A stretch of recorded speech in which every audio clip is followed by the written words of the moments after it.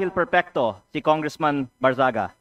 Pero dahil questionable para sa akin na minadali natin itong desisyon dahil ngayong hapon lang natin nakuha ang committee report na ito at si Congressman Barzaga lang ang sinampahan ng kaso ng Committee on Ethics.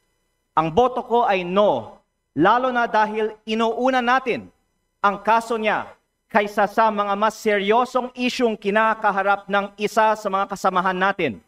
Isang kapwa kong Batanggenyo na nandito ngayon na bumoto sa kaso ni Congressman Barzaga.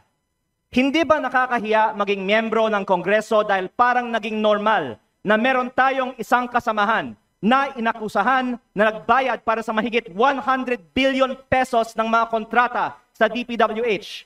Para bang tinatanggap natin na normal lang magkaroon ng kasamahan na iniugnay sa pagnanakaw ng bilyong-bilyong piso na hindi iniimbestigahan na ng Committee on Ethics, Public Works o Infracom, samantalang inuunan natin ang kaso ni Congressman Barzaga, habang hindi man lang natin pinaglalaanan ng masusing atensyon ang mas mabigat na aligasyon, lumalabas na parang okay lang magnakaw sa Kongreso.